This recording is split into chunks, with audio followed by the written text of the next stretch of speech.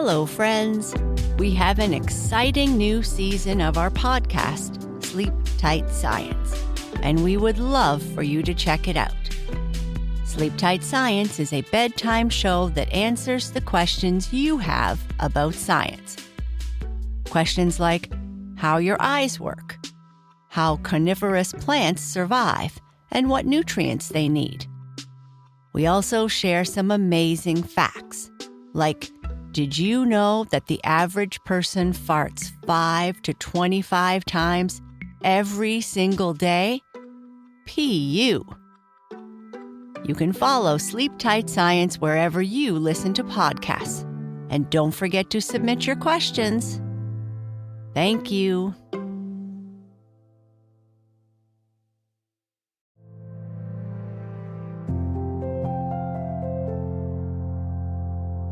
Hello, I'm Sheryl, and this is Sleep Tight Relax, a calming bedtime podcast for the young and young at heart. It's time to get cozy in bed and listen to tonight's story.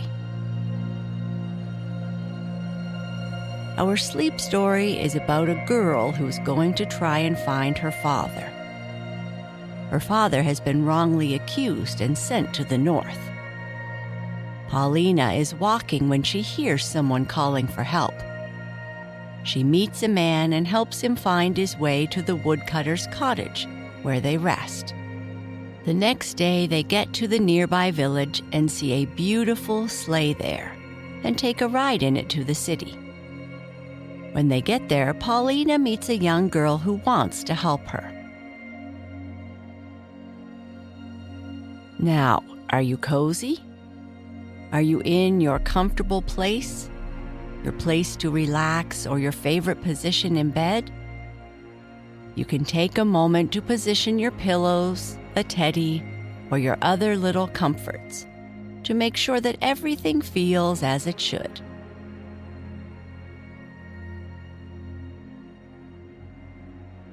Are you ready now to take a few deep belly breaths? Let's start relaxing by taking 3 deep belly breaths. Breathe in.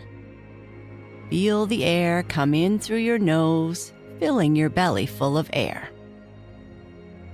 Now breathe out, just like you are letting out a slow sigh. Softly breathe in and out. Let's do that again.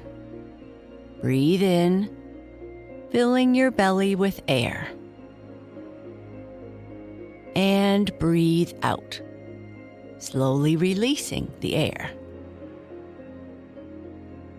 As you breathe, notice anything that might be a bit uncomfortable. Notice how your wiggly toes feel, how your legs feel, how your belly rises and gets bigger as you breathe in, and gets smaller as you breathe out. Notice your arms and your head. Breathe in deeply, filling your body with air and relaxation. Breathe out slowly, expelling any tension. Perfect. You are already feeling more calm and relaxed. Let's continue with Paulina's Christmas.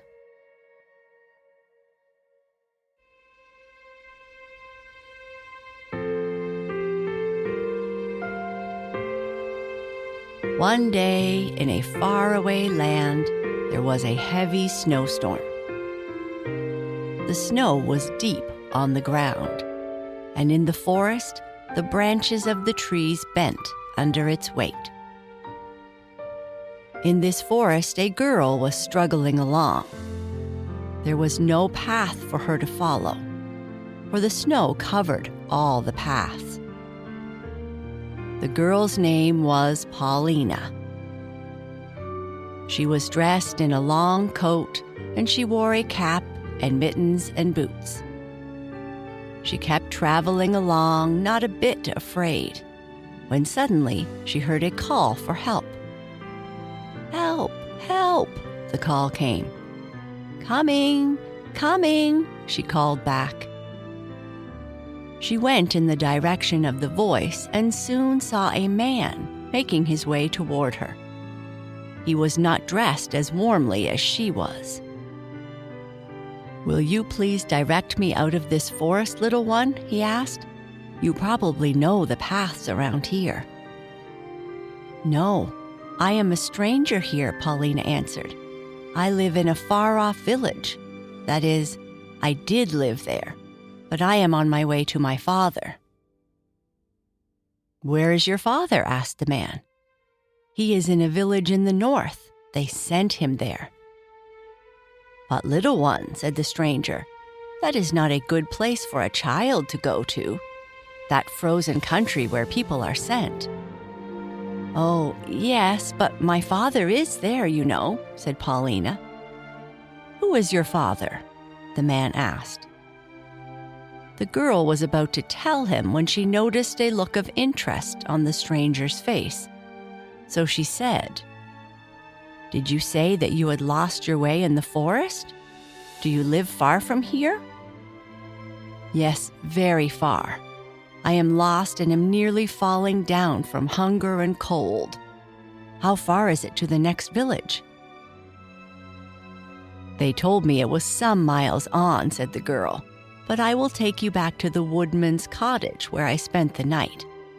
The woman there is a kind-hearted person, and I'm sure she will give you shelter."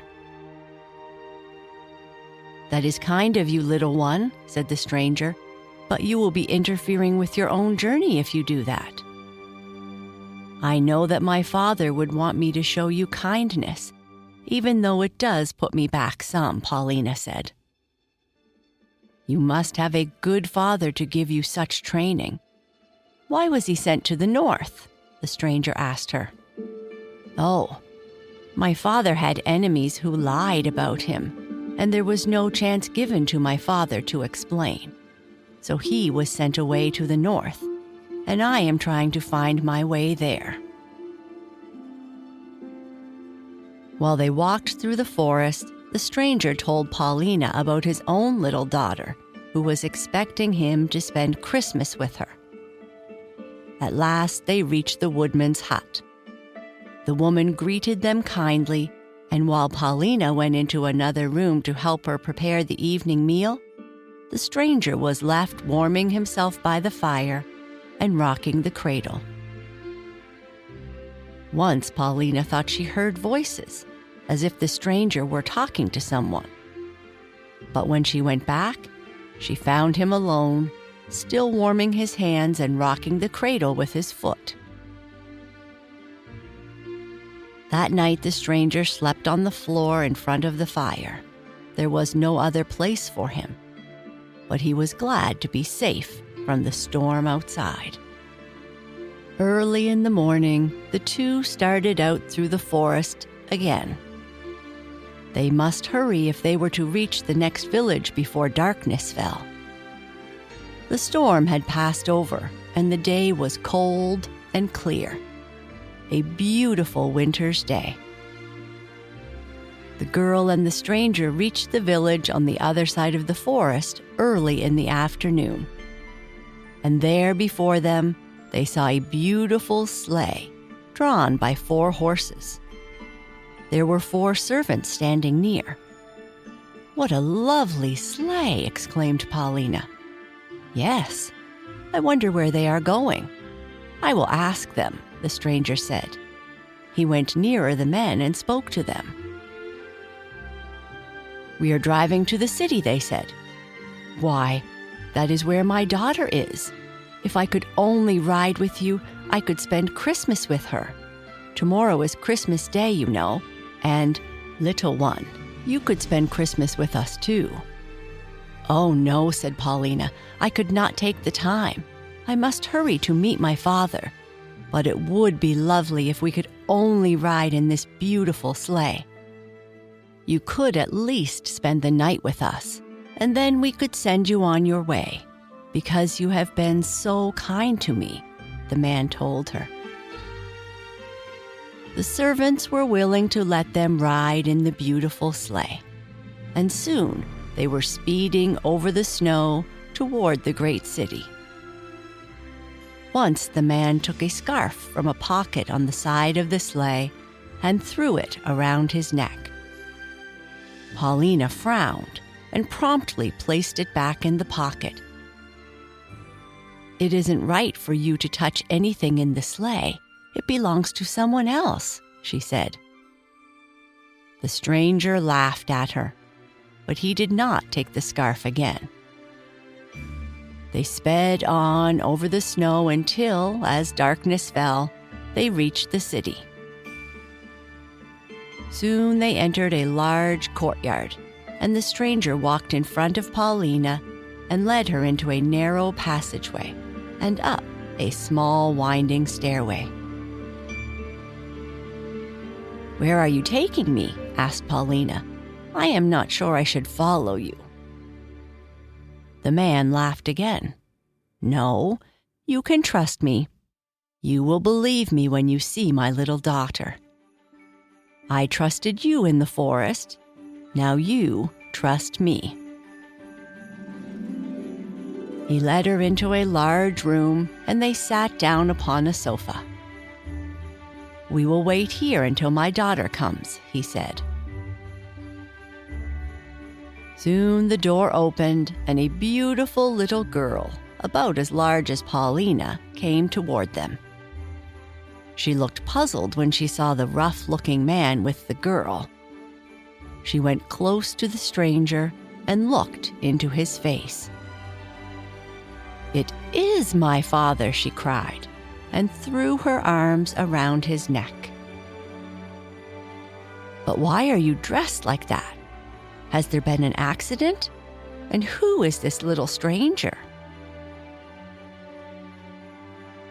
The man took her on his lap and told her how his sleigh had been overturned in the storm, and how he had found his way to a nearby hut, where they had given him dry clothes to put on, and how he had started out alone to find his way through the forest, and how he was nearly falling down with cold and hunger when this little girl had rescued him, and how, if it had not been for her, he would not have made it through the snow in the forest. He told her how little Paulina was on her way to the north to find her father, and how they went to the woodman's cottage where a servant had found him, and how he had planned for the sleigh to meet them on the other side of the forest.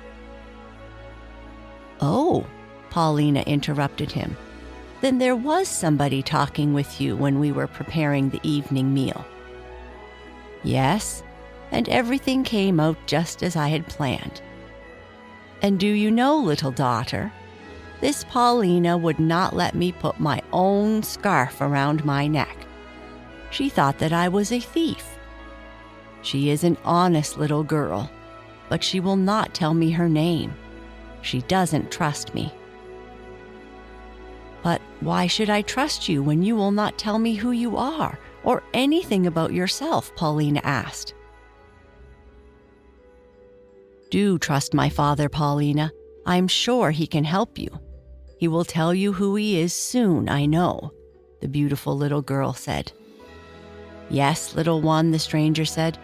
"I know someone who could speak to the king about your father, and perhaps he could be returned. Please tell me your name, and then before you go away, I will answer any questions about myself you may ask me." "Do tell my father, Paulina," the little girl urged. Paulina threw her arms around the stranger's knee. "Oh, if you could only get the king to return him. My father is Victor Baldwin." The stranger frowned, and then he whispered, "There must be some mistake. He must be a good man to have such an honest little daughter." Then he said to Paulina, Do you believe now that I am an honest man, since you have seen my daughter?" "Oh, yes, indeed I do. You couldn't help being good and honest. She is so beautiful. I think her face is like what a queen's should be," Paulina answered eagerly. The stranger and his little daughter smiled, and the man said, "Well, I believe that your father is an honest man since I have seen you, and I can tell you now, I know he will be returned." "Tell her, father, tell the little Paulina who you are," his daughter whispered. "Until your father returns to you, little one, you must stay here, and we will take care of you, for I am the king." Just then the bells began ringing, and voices outside began singing, for it was the beginning of Christmas morning. And Paulina said, "This is the happiest Christmas morning I have ever known."